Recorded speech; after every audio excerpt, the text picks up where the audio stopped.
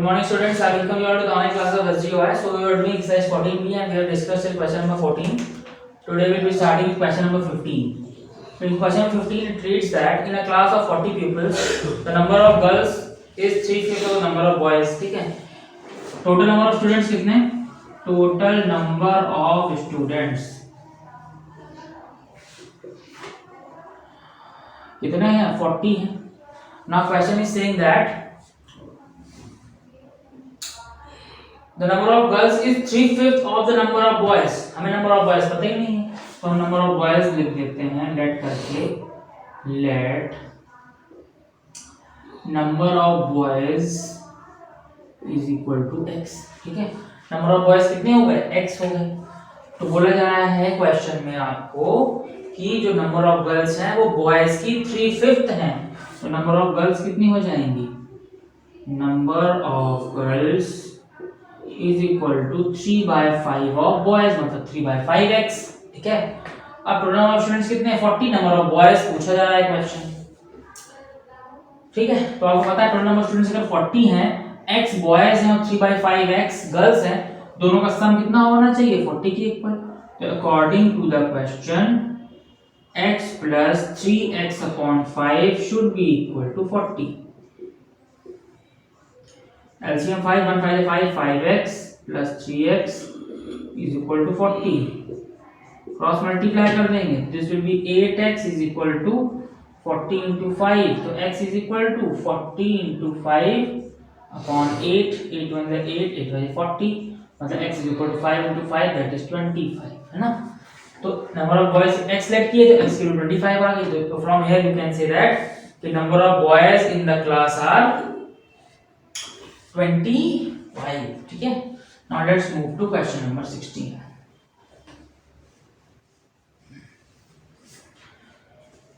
Question number 16 is saying that the length of a rectangular park is 3 times its breadth. 16. तो आप कर लो let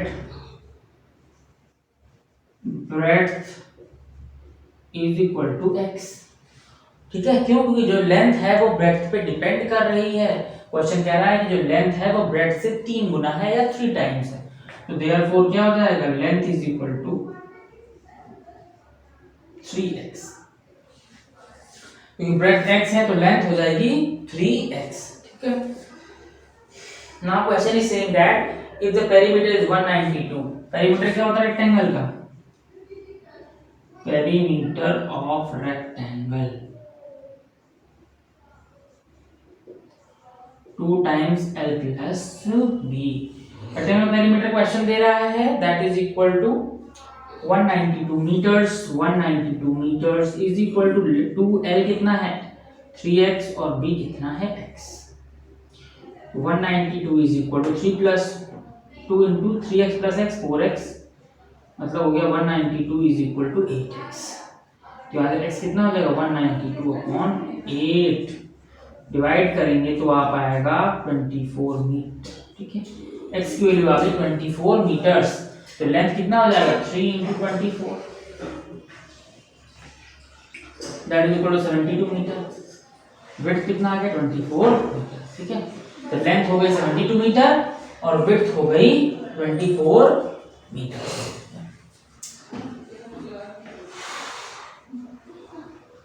similarly आप question number 17 को कर सकते हो.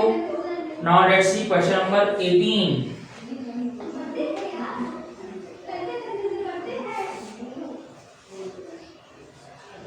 क्वेश्चन नंबर 18 कह रहा है two supplementary angles differ by 44, then find the angles. Supplementary angles क्या होते हैं? ऐसे एंगल्स, ऐसे दो एंगल्स जिनका सम 180 डिग्री के इक्वल हो. Then we can say that both the angles are supplementary to each other. इसका मतलब बोल सकते हैं कि x plus y की वैल्यू 180 डिग्री के इक्वल होगी, जहां पे x एंगल A है और y एंगल B. ठीक है, so the question is saying that कि जो सप्लीमेंट्री एंगल्स के बीच डिफरेंस है दैट इज 44 डिग्रीज. ठीक है, तो हम लेट कर लेते हैं, let one angle is equal to x. Let one angle is equal to x, तो अदर एंगल कितना हो जाएगा, therefore other angle is equal to 180 minus x. कितना होगा 180 माइनस एक्स, क्यों, क्योंकि दोनों का सम 180 है, एक x है तो दूसरा 180 माइनस एक्स होगा। ठीक है, नाउ उनकी बीच डिफरेंस दिया है कितना 44 डिग्री, तो difference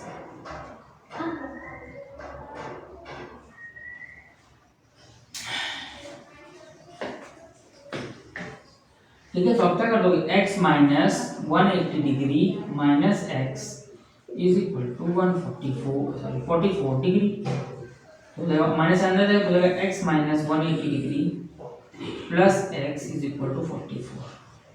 x plus x 2x और इस माइनस 180 उधर भेजेंगे तो हो जाएगा 144 प्लस 180।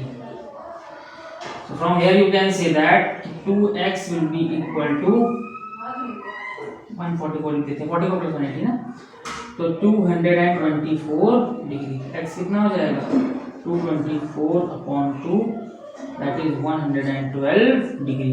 अगर एक एंगल हो जाएगा कितना 112 डिग्री, अदर एंगल कितना होगा 180 माइनस 112 दैट इज 68 डिग्री। ठीक है, पहला एंगल 112 डिग्री, दूसरा एंगल 68 डिग्री हो जाएगा। Now let's move to question number 19.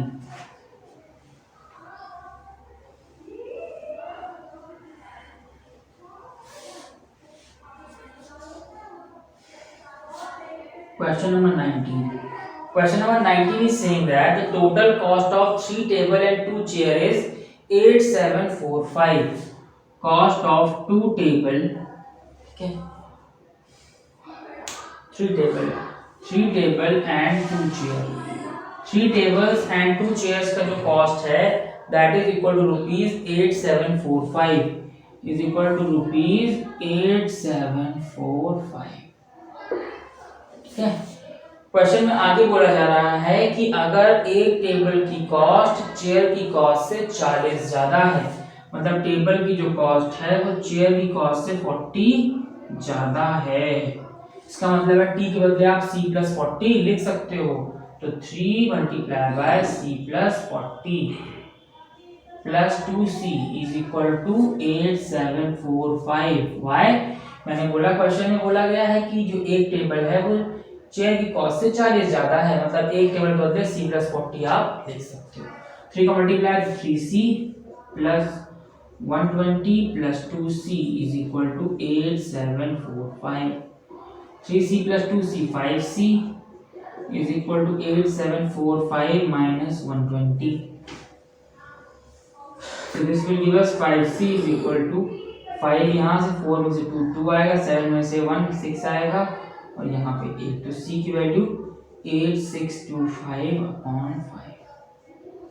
ठीक है, 5 1 जा 5, 5 1 जा 5, 3 6, 5 से 35, 1 2, 5 2 10, 5 5 से 25।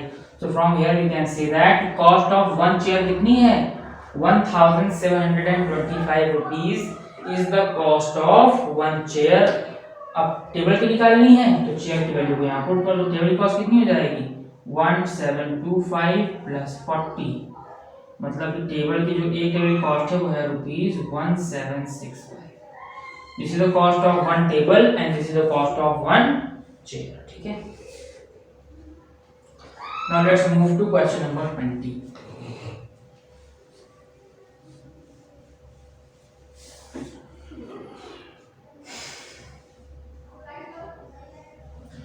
Question number 20 is saying that the denominator of a fraction is 3 more than the numerator।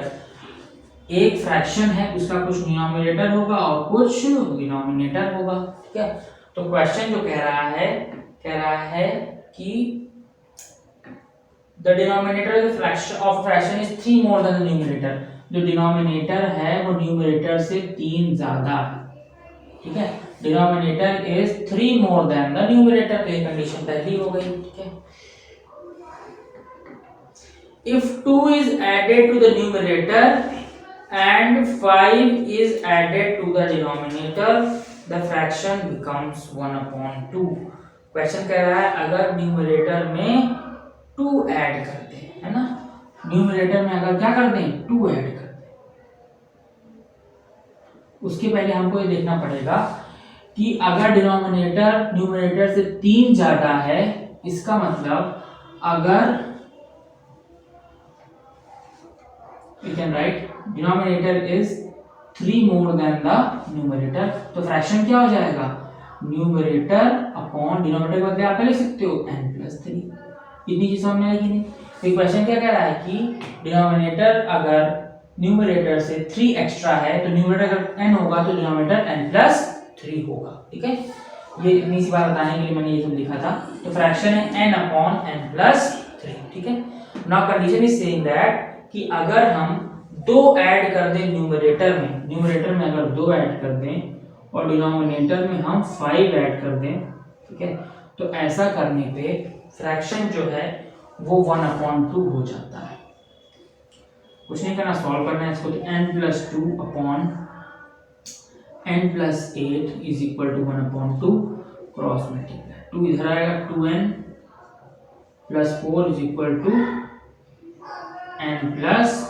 इस n को इधर लो, इस 4 को उधर ले जाओ, तो 2n इधर आके -n is equal to 8 plus इधर आके -4, तो n इज इक्वल टू कितना आ गया 4। तो यहाँ से हम बोल सकते हैं कि न्यूमरेटर कितना आ गया, 4 इज द न्यूमरेटर। ठीक है, 4 इज द न्यूमरेटर और डिनोमिनेटर कैसा था, denominator was 3 more than the numerator, तो डिनोमिनेटर कितना हो गया n+3, डिनोमिनेटर कितना हो गया 4 + 3 मतलब कि 7। तो फ्रैक्शन कितना हो जाएगा, fraction will be equal to, numerator is 4 and denominator is 7 and the fraction will be 4/7.